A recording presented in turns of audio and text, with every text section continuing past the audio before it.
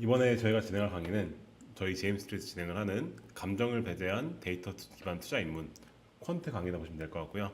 저는 여러분들과 함께 4주 동안 이 강의를 진행하게 된 제임스트리트의 이재민 대표라고 합니다. 자, 그러면 바로 한번 강의로 넘어가 보도록 하겠습니다. 자, 일단 저희가 앞으로 4주 동안 감정을 배제한 데이터 기반 투자 입문이라고 하는 걸 배울 겁니다. 사실 이제 이거는 저희가 주식이죠. 주식을 투자하는 방법을 다루는 거고요. 이 데이터에 기반을 해서 주식을 투자하는 걸 우리는 퀀트라고 합니다. 퀀트라고 하는데 이 퀀트라고 하는 거 여기 계신 분들 대부분의 분들이 아마도 안 들어보셨을 거란 말이죠. 그죠? 대부분의 분들이 이 퀀트라는 개념에 대해서 잘 모르실 겁니다. 그래서 오늘은 첫 강의니까 이 퀀트라고 하는 게 대체 무엇인가 라고 하는 걸 설명을 좀 드릴 거고요. 그래서 우리는 왜 퀀트를 해야 하는가 라고 하는 거에 대해서 설명을 드릴 거고요. 그리고 이 퀀트라고 하는 걸 우리 공부함에 있어서 가장 중요한 게 이 백테스트라고 하는 게 있습니다. 백테스트. 이 백테스트라고 하는 이런 기본 컨셉들 이런 걸 좀 공부를 할 거고요. 그리고 실습으로 저희가 이제 가치주, 성장주라고 하는 거를 백테스트를 해보는. 자, 제가 이제 강의 초반부터 계속해서 여러분들한테 퀀트 투자 계속 말씀드렸죠. 이거는 저희가 데이터 기반 투자다라고 부른다고 말씀드렸는데, 그러면 대체 이 퀀트 투자라고 하는 거에 대한 정의가 무엇인가라고 하는 거를 좀 제가 한번 정확하게 한번 짚고 넘을 필요가 있을 것 같아가지고 제가 정의를 한번 가져와 봤습니다. 이 퀀트라고 하는 거는 영어로는 이렇게 퀀트라고 적고요. 이거는 정량적, 계량적이라는 뜻의 퀀터테이티브라는 단어가 있습니다. 여기에 분석가라고 하는 게 있죠. 이걸 애널리스트라고 번역을 하는데 이 퀀터테이티브와 애널리스트의 합성어로 퀀트라는 단어를 만든 겁니다. 그래서 이건 무슨 뜻이냐면은 정량적, 계량적 분석가라는 뜻인데, 그래서 이거를 정확히 어떻게 되는 것이냐? 오로지 수치와 정량화가 가능한 데이터에 기반을 해서 오로지 그것만 가지고 투자 결정을 내리는 투자 기법을 뜻해요. 즉 오로지 수치로 표현되는 것만 가지고 그것만 가지고 데이터에 기반해서 거의 자동으로 투자 결정을 내리는 기법을 우리는 퀀트라고 부른다. 그래서 그게 퀀트의 정의고요. 실제로 환경 경제용사는 가서 보시게 되면은 이렇게 적혀 있습니다. 한 문자가 적혀 있죠. 오로지 숫자에만 기반하여서 투자 결정을 내리는 방식이다. 이게 퀀트 투자다라고 부르는 것이다. 라고 이렇게 실제로 내용에도 적혀 있습니다. 그래서 퀀트의 정의는 오로지 숫자를 가지고 투자를 하는 걸 우리는 퀀트라고 한다. 라고 하는 거를 이제 여기서 말씀드리는 거고요. 퀀트인 예와 퀀트가 아닌 예를 가져와 봤어요. 자, 일단 퀀트 투자가 아닌 예시를 보겠습니다. 자, 퀀트가 아닌 예시 뭘까요? 우리가 퀀트의 정의 뭐라고 했었죠? 퀀트의 정의는 오로지 숫자에 기반해서 투자 결정을 내리는 방식이다라고 했습니다. 그러면 우리가 숫자가 아닌 그죠? 개인의 어떤 생각, 개인의 주관 이런 게 들어간 거는 다 퀀트가 아닙니다. 그래서 예를 들어서 우리가 어떤 기업에 투자를 했는데 그 기업의 경영이 능력 있고 믿음직해 보여서 투자했다 라고 하면은 요거는 퀀트가 아닌 겁니다. 퀀트가 아닌 겁니다. 그렇겠죠? 이제 어떤 기업의 경영인이 능력 있고 믿음직해 보인다 라고 하는 건 숫자로 할 수 있는 게 아니죠. 그죠? 이거 숫자가 아니죠. 이거는 정성적인 겁니다. 그렇기 때문에 테슬라에 투자를 했는데, 그죠? 테슬라에 왜 투자했어? 라고 물어보는 거죠. 그랬을 때 이제 테슬라에 투자를 한 이유가 뭐 전기차 시장이 좋아 보여서, 뭐 아니면은 이제 일론 머스크라는 사람의 투자를 했다 라고 하면은 이것도 퀀트가 아닌 겁니다. 사실 뭐 퀀트가 아니라고 해서 무작정 안 좋은 건 아니긴 합니다. 근데 어쨌든 간에 정의상 이렇게 투자하는 건 퀀트가 아니다 라고 말을 할 수 있는 거고요. 그럼 퀀트의 예시는 뭐가 있느냐? 쉬운 것부터 보여드리면 이런 겁니다. 야, 예를 들어서 제가 어떤 기업 A에 투자를 했어요. 그러면 저한테 물어보는 거죠. 그 A 기업에 왜 투자했어? 답이 이렇게 나오면은 이 A라는 기업이 가진 현금성 자산이 시가총액 대비해서 90% 이상이야. 그러니까 이 기업의 시가총액 예를 들어서 1,000억 원인데 가지고 있는 현금성 자산이 아주 많은 자산 기업인 거니까 이 기업에 투자하면은 안전 마진이 있고 오를 것 같아 투자했어 라고 하면은 현재 이 투자에 대한 근거는 뭐냐? 오로지 숫자죠. 그러니까 요거는 좋던 나쁘던 퀀트가 맞습니다. 그리고 아래는 조금 어려운 예시인데 이거는 저희가 수업하면서 다 배울 겁니다. 모멘텀이 플러스고 뭐 PER, PBR, PSR, GPA 이런 값 싼데 보니까 5위라 투자했어 라고 하면 이것도 뭡니까? 다 숫자죠. 그죠? 이렇게 투자하는 거를 저희가 뭐라고 부르냐? 퀀트 투자다. 그래서 오로지 숫자에 기반한 투자를 하는 게 무엇이다? 퀀트다 라고 우리가 볼 수가 있겠다는 겁니다. 이게 퀀트 투자라고 부르는 거예요. 그래서 이렇게 숫자에 기반한 투자를 하게 되면은 여러 가지 장점이 있는데, 자 일단 첫 번째로 제가 말씀드리고 싶은 건 뭐냐? 그러면 왜 그럼 이렇게 우리가 숫자에 기반한 투자를 해야 되는가? 라고 하는 걸 볼 필요가 있어요. 자, 왜 숫자에 기반한 퀀트를 해야 되는가? 그거를 설명하는 건 되게 여러 가지가 있는데 하나 더 이 말씀을 드립니다. 우리가 전 세계에서 가장 거대한 헤지펀드 탑 5를 보게 되면요. 헤지펀드 뭐냐면은 고객의 돈을 받아서 굴리는 기업을 얘기하는 겁니다. 보시면은 탑5 헤지펀드를 보게 되면은 현재 1등으로는 여기에 있는 브릿지워터 어소시에이트라는 데가 있어요. 브릿지워터. 이게 레이 달리오라고 하는 되게 유명한 투자자 계시거든요. 이제 이분이 운영하는 헤지펀드인데, 근데 이분이 운영하는 헤지펀드는 어떤 기법을 쓰느냐라고 했을 때 매크로 퀀트를 씁니다. 매크로 퀀트. 무슨 말이냐면은 매크로 지표들. 그러니까 뭐 실업률, 뭐 아니면 채권 금리, 뭐 아니면 기준 금리 이런 것들을 보고 이제 그런 것들을 퀀트적으로 분석해서 투자하는 걸로 알려져 있어요. 근데 이게 전 세계 1위 헤지펀드고요.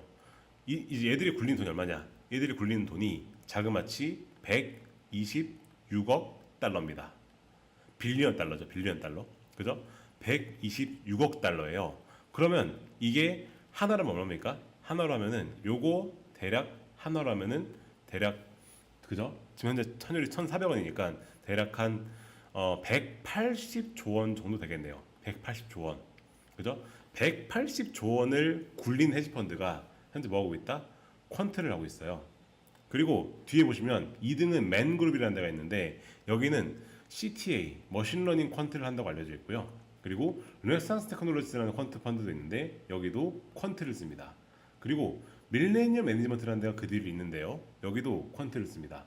그리고 그 뒤를 잇는 게 시타델이라는 펀드가 있는데 여기도 퀀트를 씁니다. 무슨 말이냐? 전 세계에 있는 탑 5가 뭐냐? 전부 다 퀀트를 씁니다. 전부 다 퀀트를 써요. 그래서 저는 이렇게 말씀드려요. 우리가 왜 퀀트를 해야 하는가? 쉽게 말해서 돈을 잘 법니다. 돈을 잘 벌어요. 쉽게 말해서 돈을 잘 법니다. 그러니까 이게 전 세계에 있는 헤지펀드 중에 탑 5가 전부 다 퀀트라고 하는 걸 보게 되면은 이유가 있는 거예요. 이유가 있는 겁니다. 왜? 이 사람들은 실제로 고객 돈을 받아가지고 굴린 사람들이란 말이에요. 근데 그런 사람들이 뭘 선택했다? 퀀트를 선택했습니다. 뭔 말이냐? 그건 쉽게 말해서 돈을 아주 잘 번다는 거죠. 그렇게 될 수밖에 없는 이유도 있어요. 자, 그러면 얼마나 돈 잘 버느냐? 이제 그것도 설명드려야 되는데 2022년도를 기준으로 봤었을 때요. 이때가 시장이 되게 안 좋았을 때입니다. 근데 그때 보시면은 시타델 헤지펀드가 어떻게 됐겠습니까? 수익이 무려 35조 원이 났다는 기사가 있습니다. 그리고 아래 보시면은 다른 헤지펀드는 1년에 40%를 넘게 벌었다라고 하는 그런 기사도 볼 수 있어요. 그래서 되게 압도적인 성과들을 냅니다. 실제로 숫자에 기반한 투자 전략이 인간이 투자하는 것보다 더 낫다라고 하는 게 헤지펀드들이 그 쌓아온 레코드에서 이미 증명이 되고 있습니다. 그렇다 보니까 쉽게 말해서 퀀트를 하게 되면은 이게 되게 효과적이라서 돈을 잘 번다라고 하는 게 우리가 퀀트를 해야 될 어떻게 보면은 되게 명확하고 확실한 이유 중 하나입니다. 자, 그래서 퀀트들이 되게 돈을 잘 번다라고 하는 게 우리가 퀀트를 공부해야 되는 이유 중 하나다라고 보시면 되는 거고요. 자, 그래서 이제 저랑 같이 여러분들은 이제 데이터 기반 투자 전략을 만드는 과정을 앞으로 장장 4주 동안 저랑 같이 배우게 될 겁니다. 근데 여러분들한테 제가 이제 첫 시간이긴 한데 벌써부터 좀 과제를 내드릴게요. 과제를 내드리겠습니다. 어떤 과제냐면은 우리가 이 퀀트 전략을 만들기에 앞서 가지고 가장 먼저 해야 되는 게 뭐냐면 우리는 먼저 목표를 설정해야 됩니다. 목표를 설정해야 돼요. 목표를. 자, 무슨 말이냐면은 이거는 우리가 본인이 목표로 가는 리스크 수준과 목표 수익률을 현실적으로 생각을 해가지고 먼저 선택을 하셔야 됩니다. 근데 이거는 제가 할 수 있는 게 아니라 여러분이 해야 돼요. 무슨 말이냐? 예를 들어 이런 겁니다. 나는 예를 들어서 목표 수익률이 뭐 한 30%면 적절하겠다. 사실 되게 높은 거죠. 그죠? 되게 높은 거죠. 그러면은 이 30%의 수익률을 얻기 위해서는 당연하겠지만 리스크가 커집니다. 리스크가 엄청 커져요. 그래서 제가 지금까지 이 데이터 기반 투자 전략을 장장 10년 동안 연구를 하고 그리고 헤지 펀드들이 어떻게 운용이 되는가를 지켜본 사람 입장에서 이 리스크 수준이라고 하는 거는 현실적으로는 연복리 수익률이 예를 들어 30%다 라고 하면은 그에 비례하는 포트폴리오의 최대 낙폭, 그러니까 최대 손실폭, 그거는 대략 1에서 2배수 정도가 나오더라고요. 무슨 말이냐면은 그러면은 우리가 목표 수익률이 30%면은 우리가 갖는 리스크 수준 얼마냐? 그거는 대략 한 20%에서 30% 수준까지는 계좌가 마이너스로 갈 수 있다. 마이너스로. 그러니까 마이너스 20%에서 30%까지는 우리가 감수를 해야 한다라는 겁니다. 그러니까 현실적인 거예요. 현실적인 거. 우리가 아무리 데이터 기반 전략이 좋다고 할지라도 현실적으로 우리가 목표 수익률에 대비해서 목표 수익률이 높아지면은 그에 비해서 리스크 수준이 커집니다. 그래서 만약에 내가 감내할 수 있는 리스크 수준이 10% 나게 되면은 내 목표 수익률은 10에서 20% 사이밖에 나올 수가 없다라는 거예요. 자, 그래서 이 이상 되는 수준을 얻고 싶다면 어떻게 되느냐? 그때는 리스크 수준을 올려야 되는 겁니다. 근데 그 리스크가 내가 감당 가능한 수준인가? 라고 하는 거를 한번 질문해 보셔야 돼요. 이제 이거를 우리가 알아야 되는 이유가 뭐냐면은 사실상 이게 명확하게 정해져 있어야 여러분이 퀀트 전략 중에서 어떤 전략을 구사할 것인가가 결정이 됩니다.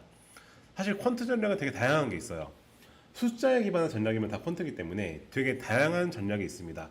그랬을 때 내가 그럼 어떤 전략을 구사할 것인가라고 하는 거는 본인이 어느 정도의 목표 수익률을 추구하느냐에 달려 있습니다. 근데 목표 수익률이 올라가면은 자연스럽게 그에 비례해서 리스크 수준도 당연히 올라갑니다. 그거는 대략 목표 수익률과 비례해서 증가해요. 그래서 최악의 경우에는 목표 30% 어떻게 되느냐? 내가 이제 최근에 금요일 같이 그죠? 최근 금요일 같이 하락장에 왔을 때는 그때는 마이너스 30%도 각오해야 된다. 라고 하는 거를 우리가 염두에 두셔야 되고 이제 그게 괜찮다라고 한다면 이걸 쓰셔도 되지만 그게 안 괜찮을 것 같으면은 목표 수익률을 줄이셔야 됩니다. 근데 30% 하락한다고 하는 게 숫자로 봐서는 되게 괜찮아 보일 수 있겠지만 이건 되게 큰 겁니다. 되게 큰 거예요. 나중에 설명 다 드릴 겁니다. 그래서 이건 여러분이 한번 생각하시면 좋을 것 같아요. 내가 목표 수익률을 얼마로 하는 게 좋을까? 라고 하는 거를 이제 한번 고민을 해보시면 좋을 것 같다. 이 퀀트 투자를 함에 있어서 제가 어떻게 보면 가장 중요하게 생각하는 리스크 관리라고 하는 게 있는데 이 리스크 관리에 해당하는 부분을 할 겁니다.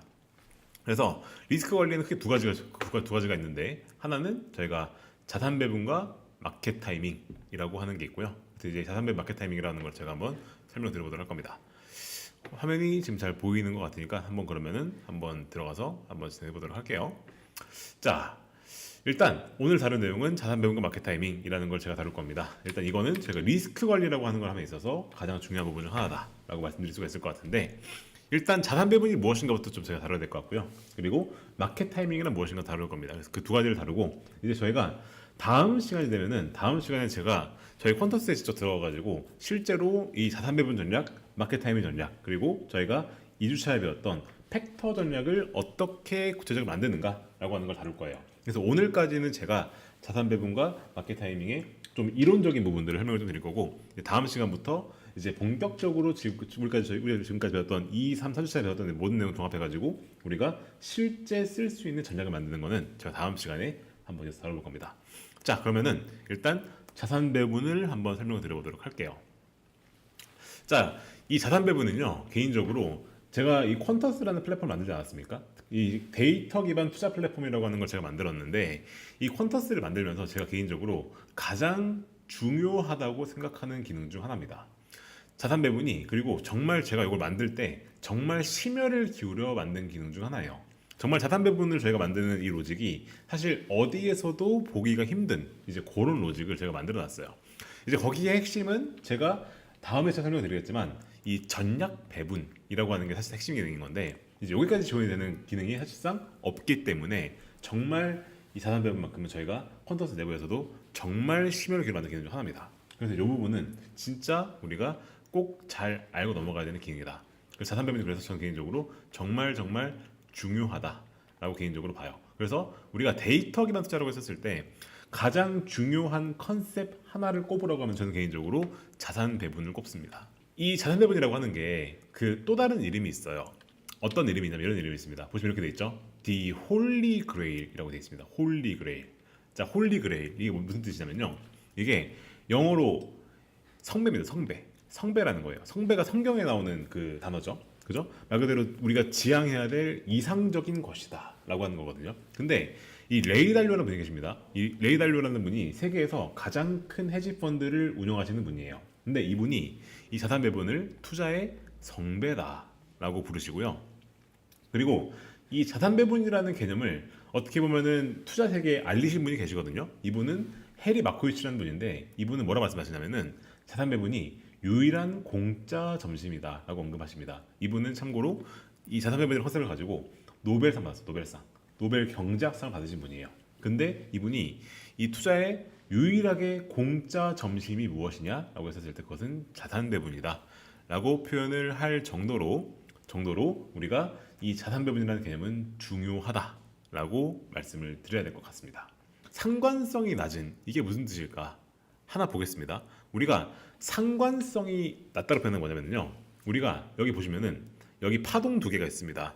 보시면은 파동 1번이 올라갔을 때 파동 2번이 동시에 올라갑니다. 그죠? 이렇게 되면 우리가 이거는 상관성이 우리가 높다고 표현을 해요. 그러니까 이게 올라갈 때 같이 올라가고 내려갈 때 같이 내려가잖아요. 그러면 이건 우리가 상관성 높다고 표현을 해요. 근데 이제 우측에 보시게 되면은 파동 1번, 2번이 있는데 파동 1번이 올라갈 때 파동 2번은 내려갑니다. 그죠? 이거는 둘이 반대로 가는 거죠. 반대로 파동 1번이 내려갔을 때 파동 2번이 올라옵니다. 즉, 이 두 개가 시간의 흐름에 따라서 반대로 가죠. 그럼 어떻게 되냐? 이건 우리가 상관성이 낮다라고 표현합니다. 즉, 하나가 오를 때 나머지 하나가 내리면 그거는 상관성이 낮다고 표현하고요. 하나가 오를 때 나머지 하나가 같이 오른다 하면은 이건 우리가 상관성이 높다라고 표현을 해요. 높다라고 표현을 합니다. 자, 그렇게 되면은 상관성이라는 거 뭔지 아시겠죠? 상관성은 둘이 같이 움직이면 높은 거고 둘이 다르게 움직이면 다른 겁니다. 낮은 겁니다. 그죠? 이해가 됐죠? 그러면 이 상관성이 낮은 거에 우리가 분산 투자 어떻게 된다고 적혀 있습니까? 수익률 대비 리스크가 줄어든다라고 돼 있어요. 자, 수익률 이거 뭔지 아시죠? 수익률 말 그대로 수익률입니다. 말 그대로 우리가 무슨 수익률인데 여기서 리스크지, 리스크는 뭐냐? 우리가 투자해서 우리가 일반적으로 투자해서 리스크라는 말 우리 뭘 뜻하면은 일반적으로 우리가 변동성을 쓸 때 변동성을. 자, 우리 아침 경제 방송할 때 그죠? 애널리스트 나와서 이런 말하죠. 아, 이제 시장의 변동성이 확대될 수 있습니다. 이런 말 하죠. 그래서 투자에서 리스크는 일반적으로 변동성. 이게 뭐냐면 이게 위아래로 움직이는 폭이죠. 위아래로 움직이는 폭을 우리가 변동성이라고 불러요. 변동성. 근데 우리가 투자에서는 리스크하면 뭘 뜻한다? 변동성을 뜻한다라고 볼 수가 있습니다. 상관성이 낮은 자산 제가 계속 얘기하지 않았습니까? 그러면 이 상관성이 낮은 자산이라는 건 무엇이냐라는 거를 좀 우리가 구체적으로 볼 수가 있을 것 같아요. 그래서 제가 여기서는 이제 여러분들한테 특별히 제가 하나로 제가 이제 이걸 요약해서 보여드리겠습니다. 여러분은 여기 있는 이거를 그냥 외우시면 됩니다. 상관성이 낮은 자산은 무엇이냐? 우리가 사실 시장에서 투자할 수 있는 자산은 주식만 있는 게 아닙니다. 뭐가 있냐면 채권도 있고요, 금도 있고요, 원자재도 있고요, 비트코인이 존재합니다. 근데 이 채권, 금, 원자재, 비트코인 얘들이 주식과 같은 방향으로 움직이느냐? 아니거든요. 이들은 다른 방향으로 움직입니다. 그렇기 때문에 상관성이 낮아요. 자, 그럼 아까 말씀드렸죠. 상관성이 낮은 거에 분산한다. 어떻게 되었습니까? 분산하게 되면은 채권, 주식 분산하면 어떻게 되느냐? 채권과 주식의 평균 수익률이 얻습니다. 근데 변동폭은 내려가요. 그럼 어떻게 된다? 그러면 우리가 더 리스크를 줄인 상태에서 투자가 되니까 어떻게 됩니까? 훨씬 더 안정적으로 투자가 가능하다는 거죠. 그래서 우리가 자산 배분을 할 때는 우리가 주식뿐만이 아니고 이제 다른 자산들을 포트폴리오에 편입을 시켜서 어떻게 한다? 변동폭을 줄여서 우리가 조금 더 안정적으로 투자해서 만드는 것이 자산 배분의 핵심이다 라고 볼 수가 있는 겁니다. 자, 그럼 우리가 이 주식과 채권과 금원자재가 각각 어떻게 움직이는지 잠깐 보겠습니다. 예를 들어서 우리가 물가가 오르는데 경제가 좋은 상황이다. 그럼 어떻게 되냐? 그때는 주식은 좋습니다. 주식은 좋아요. 근데 채권은 안 좋아요. 왜냐면 그때는 채권 금리가 오르기 때문에 금리가 오르게 되면 채권은 안 좋습니다. 그리고 실물 자산, 이 원자재거든요. 원자재는 물가가 오르니까 좋죠. 그리고 달러 자산은 안 좋습니다. 보시게 되면 그래서 주식과 채권이 이때는 반대로 움직이죠. 자, 물가가 오르는데 경제가 안 좋은 상황. 이때는 주식, 채권 둘 다 안 좋고요. 이때 물가가 오르니까 실물 자산은 좋아요. 달러화 좋죠. 보시게 되면은 이번에는 주식과 실물 자산과 달러화가 반대로 가는 모습 볼 수 있죠. 그리고 우리가 물가가 내리는데 경제가 좋아. 이런 상황에서는 주식, 채권 둘 다 좋고요. 실물 자산과 달러가 안 좋습니다. 보시면은 이때도 이 둘은 반대로 가죠. 그죠? 자, 물가 하락하는데 경제가 안 좋아. 이때는 주식 안 좋고 채권 좋고 실물 자산 안 좋고 달러 좋습니다. 어떻죠? 주식과 채권이 반대로 갑니다. 그죠? 그래서 보시게 되면은 주식과 채권과 실물 자산과 달러화 얘들은 각각 주식과 같이 갈 때도 있지만 같이 안 갈 때도 있어요. 그렇기 때문에 이들은 상관성이 낮은 거고요. 그럼 이들의 우리가 분산하면 우리가 리스크를 줄인 상태에서 훨씬 더 좋은 투자를 할 수 있게 된다라고 하는 게 요 자산 배분이라고 하는 거의 핵심이겠다라고 볼 수가 있겠다라는 겁니다.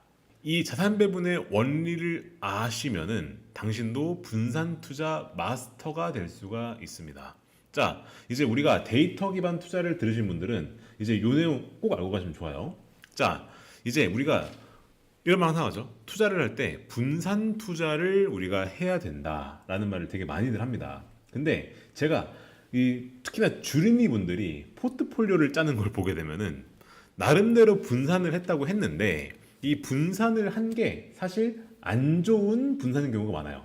자, 뭔 말이냐면은 우리가 그러면은 좋은 분산 투자는 뭐냐면은 상관성이 낮은 자산을 나눠 투자가 핵심입니다. 뭔 말이냐면은 일단 분산할 거면은 상관성이 낮아야 돼요. 상관성이 낮아야 됩니다. 근데 제가 가끔씩 보다 보면은 안 좋은 분산 투자 하시는 분들이 계십니다. 뭔 말이냐? 이런 거거든요. 예를 들어서 같은 섹터, 같은 국가에 속하는 주식 투자하는 것. 이거는 나쁜 분산 투자 예시예요. 예를 들어 이런 겁니다. 우리가 현대차, 기아차에 분산 투자하겠다. 이런 분 계시거든요. 이런 분 꼭 계십니다. 우리가 이제 현대차를 샀는데 여기에 분산하겠다고 기아차를 같이 삽니다. 물어보는 거죠. 왜 분산 투자했어요? 아, 이 두 개는 다른 주식이니까 분산한 겁니다 하거든요. 근데 이 둘은 실상 같이 움직입니다. 상관성이 보게 되면 높아요. 왜냐? 이 둘은 기본적으로 자동차 섹터에 속해 있고요. 그리고 같은 국가에 있고요. 한국이라는 나라에 있고요. 그러다 보니까 이 둘은 실상 거의 같이 움직입니다. 그래서 사실상 분산 효과가 없습니다. 비슷하게 삼성전자, 하이닉스에 분산하겠다. 별로 안 좋은 생각입니다. 사실 우리가 상관성이 낮은 게 좋은 거기 때문에 이 둘은 상관성이 또 높습니다. 왜냐? 둘 다 반도체 주식이고 심지어 같은 국가에 있습니다. 같은 국가에 있어요. 그래서 별로 안 좋은 투자인 거죠. 자, 그러면 좋은 분산 투자는 뭐냐? 아까 말씀드렸던 것처럼 주식, 채권, 금, 원자재 얘들은 주식과는 조금 다르게 움직입니다. 즉 상관성이 낮아요. 그렇기 때문에 이들의 분산 투자하겠다. 아주 좋은 아이디어입니다. 적극 권장드립니다. 적극적으로 권장을 드리고 싶은 아이디어예요. 근데 또 이것도 있습니다. 예를 들어서 우리가 한국 자산이 있고요. 미국 자산이 있다 라고 했을 때 이 둘에 분산하겠다 라고 하는 것도 굉장히 좋은 아이디어입니다. 왜냐면은 이렇게 되면은 국가 간 분산이 되고요. 특히나 한국 같은 경우에는 우리가 신흥국 시장이고요. 신흥국 시장이고 미국 같은 경우에는 선진국 시장입니다. 그러면 선진국과 신흥국은 약간씩 다르게 움직이거든요. 그렇기 때문에 이 둘도 상관성이 그래도 조금 낮은 편이에요. 그리고 이 한국과 미국은 더더군다나 환율의 등락에 영향을 받습니다. 자, 퀀터스에 잠깐 오셔가지고 여기 저희 파운드리라는 탭이 있죠. 여기 보시면 여기에 자산 배분이라는 탭이 있습니다. 와서 보시게 되면요, 여기에서 우리가 설정값 입력하는 게 있는데, 설정값은 일단 그냥 대충 입력하시고요. 예를 들어 1,000만 원 투자하겠다 가정을 하고, 그 다음에 주기 리밸런싱 이거는 안 하겠다라고 하고, 밴드도 그냥 0으로 놓고요. 이제 그 다음에 우리가 여기에서 자산군 추가 버튼을 누르면 이제 우리가 자산 배분을 할 자산군을 추가할 수 있어요. 그래서 클릭해 보면은 이렇게 나옵니다. 여기 종류가 있는데 여기서 보면은 이렇게 한국 자산군, 미국 자산군 있고요. 그리고 한국 ETF, 미국 ETF, 그리고 한국 주식, 미국 주식이 있습니다. 그래서 클릭해 보게 되면 예를 들어서 우리가 미국 주식 클릭하면 어떻게 되느냐? 여기서 우리가 미국 주식을 다 여기 제가 넣어놨어요. 그래서 예를 들어 제가 이렇게 하면 되겠습니다. 예를 들어 제가 여기서 검색하는 거죠. 애플 검색해 보겠습니다. 검색하면 나옵니다. 그래서 검색을 해서 애플에 예를 들어서 우리가 50% 투자하겠다라고 하는 거죠. 그 다음에 자산을 추가합니다. 그리고 이제 뭘 넣느냐? 이제 제가 한국 주식을 어떻게 하느냐? 주식을 여기서 제가 이제 여기서 삼성전자를 추가합니다. 그래서 요거를 제가 이렇게 50% 투자하겠다라고 하는 겁니다. 그래서 이렇게 한 다음에 우리가 백테스트를 하죠. 그럼 어떻게 되느냐? 이제 백테스트가 돌아가서 결과가 나옵니다. 결과가 나오거든요. 그럼 여기서 이제 결과가 나오게 될 거고, 결과를 열어보게 되면은 여기서 가장 하단 내리면 결과가 이렇게 나옵니다. 보시게 되면은 이게 우리가 삼성전자와 애플이 어떻게 움직이는가라고 하는 걸 보여주는 겁니다. 자, 보시게 되면은 이게 제가 백테스트 기간 제가 좀 짧게 잡았는데 보시게 되면은 이 기간 동안에 어떠냐? 이 기간 동안에는 삼전과 애플의 상관관계가 보시면 어떻게 됐죠? 낮게 주어지고 있죠. 그죠? 왜 그러냐면은 사실상 삼전과 애플이 사실상 어떻게 보면은 같은 그 핸드폰 파는 기업이긴 하지만 삼전은 반도체에 속하고요. 그리고 이 둘은 환율 때문에 차이가 큽니다. 그래서 상관성이 낮게 주어지는 거고, 이러면 우리가 이 두 개는 분산 투자를 했을 때 꽤나 괜찮은 조합이다 라는 걸 볼 수 있는 이제 그런 예시가 되는 겁니다. 그래서 여러분이 오셔가지고 여기 오셔가지고 여기서 저희가 이렇게 여러 가지 정보들을 추가하면은 이것들을 가지고 저희가 상관관계를 분석할 수가 있어요. 이걸 통해서. 그래서 이 기능을 유용하게 쓰시면은 되게 그 다양한 자산군들에 대해서 상관성 구하실 수 있거든요. 퀀터스의 사람들이 잘 모르는 기능인데 이거 제가 넣어놨어요. 그래서 여기 오셔가지고 돌려보시게 되면은 상관성이 낮은지 안 낮은지 볼 수 있으니까 유용하게 쓰시면 좋을 것 같고요. 그래서 이걸 통해서 상관성이 낮은 자산을 찾아서 그것들을 가지고 포트폴리오를 짜서 투자를 하면, 그렇게 되면은 아까 말씀드렸죠. 자, 수익률 대비해서 리스크가 줄어듭니다.